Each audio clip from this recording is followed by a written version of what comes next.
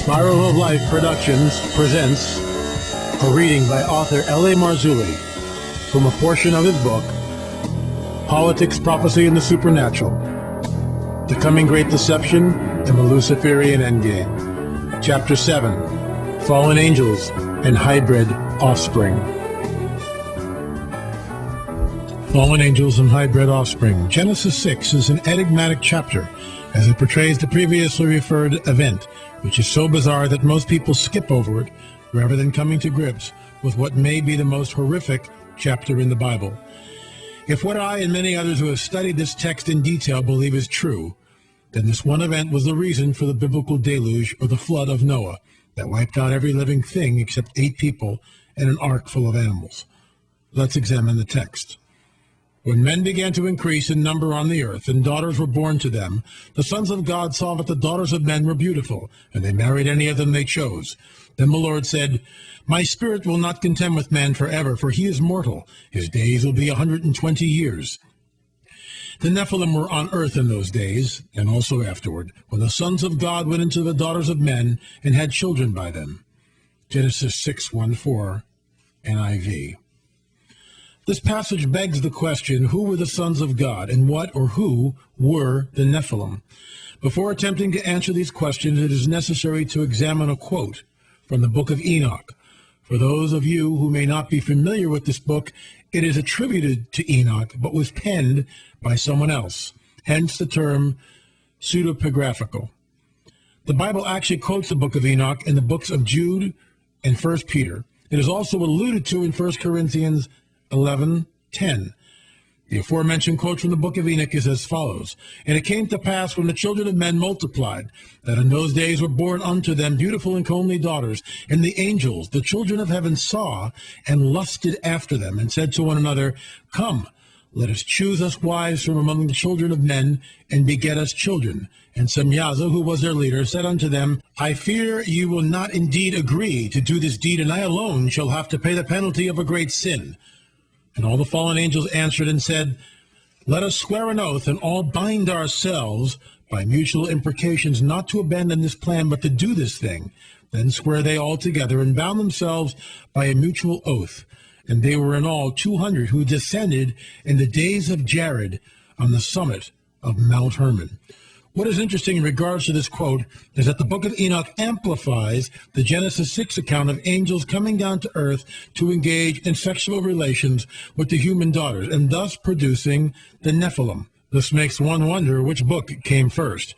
While I do not consider the book of Enoch to be canon, that which is a definitive standard, I do think, for the purposes of our discussions, we can appreciate its historicity and its insights into the antediluvian world. That is, the world before the flood. The bottom line is that the Genesis and the Enochian accounts are relating to the same event.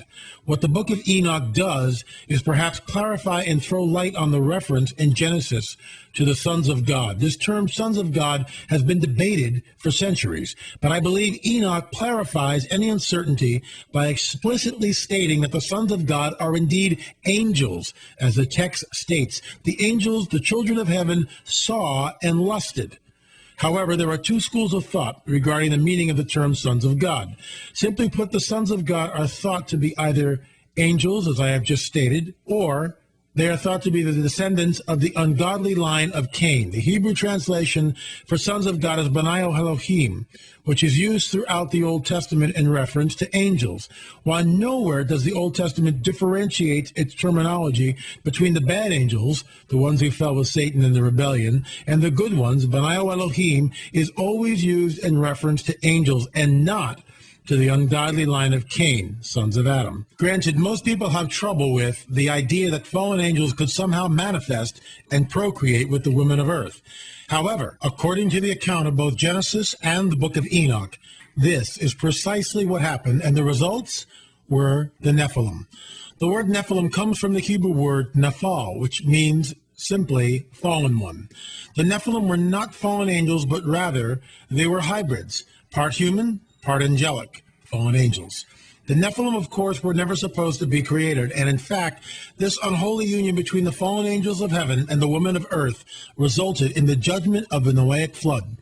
The following is a passage from a late Clarence Larkin in his book, rightly dividing the word, he states, as further confirmation of this view, angels cohabiting with the women of earth, we have the fact that the offspring of the union of the sons of God and the daughters of men were a race of giants, mighty men, men of renown, as spoken of in Genesis 6:4. Now, the bodily descendants of men have married ungodly women, but their offspring have never been such monstrosities as the offspring of the sons of God and the daughters of men of Noah's day. Therefore, that union must have been of an unnatural character, as is evidenced by the term strange flesh.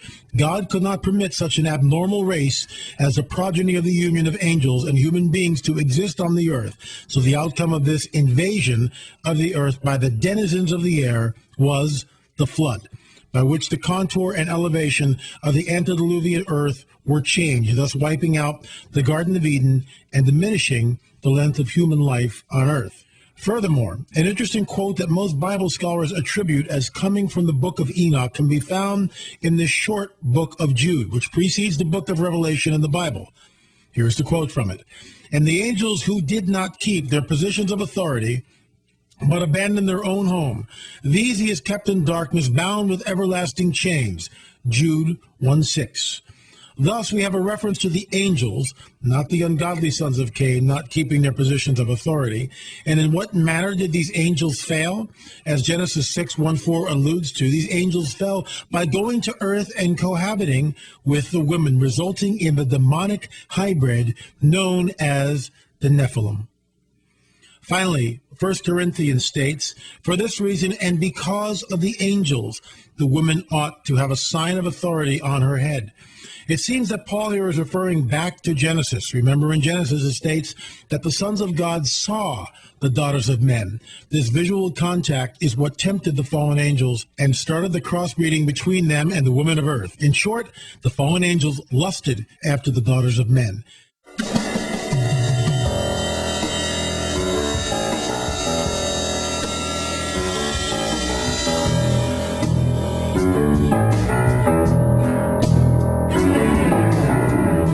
Stay tuned for part 2, Fallen Angels and the Nephilim, the specifics. If you're interested in finding more about politics, prophecy, and the supernatural, please go to www.spiraloflife.com, where my daily blog is lamarzulli.wordpress.com.